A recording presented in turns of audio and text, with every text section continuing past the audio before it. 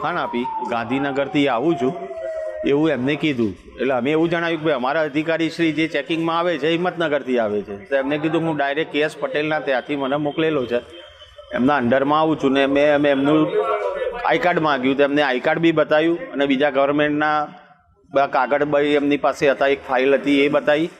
પછી અમને લાઇસન્સનું પૂછ્યું કે ફૂડ ઇન્સ્પેક્ટર તરીકેનું લાઇસન્સ હોય ફૂડનું એ બતાવો, એ બતાવ્યું. પછી કે ચોખ્ખાઈ નથી, આમ નથી, માણસ કેટલા છે, શું છે, જે તે આડકરી રીતે ખાલી ખોટા વાદા આંચકા કરીને અને સામેથી એમને મને 1500 રૂપિયા આપવાનું જણાવ્યું. અને જો પૈસા નહીં આપો તો હું કાયદેસર બધું કરીશ ને દુકાન સીલ કરી એવી ધાપ ધમકી આપી, જેથી હું ડરી ગયેલો હોવાથી મેં એમને 1500 રૂપિયાનો વ્યવહાર કર્યો. ગુજરાતમાં તો નકલી અધિકારીઓનું જાણે રાપોડ ફાટી ગયો એમ નકલી પોલીસવાળા નકલી અધિકારીઓ બનીને બધાને વિતાડવાનું કામ કરે છે. એટલે અમારા કરિયાણાની દુકાનમાં નકલી અધિકારી બનીને ફૂડ ઇન્સ્પેક્ટર બનીને આજે એક માણસ આવેલો અને એમને અમારા વેપારીઓને વિતાડેલું કે આડકતરી રીતે વિતાડ્યું હતું.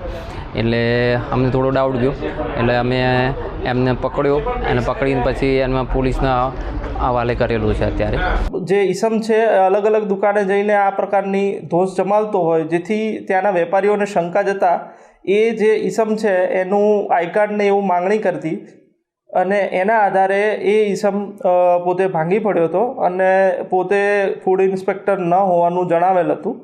અને જે આધારે તેને ઈડર પોલીસ સ્ટેશન ખાતે લઈને આવેલા હતા અને જે ફરિયાદી છે બ્રિજેશભાઈ ભૂપેશભાઈ ભાવસાર, એમણે આ ઈસમ વિરુદ્ધ ઈડર પોલીસ સ્ટેશન ખાતે ફરિયાદ આપેલ છે અને BNSની કલમ 204 મુજબ એ ઈસમ વિરુદ્ધ ગઈકાલે ઈડર પોલીસ સ્ટેશન ખાતે ગુનો નોંધવામાં આવેલો છે. અમારી તમામ માહિતીથી અપડેટ રહેવા માટે જોડાયેલા રહો S9 ન્યૂઝ સાથે.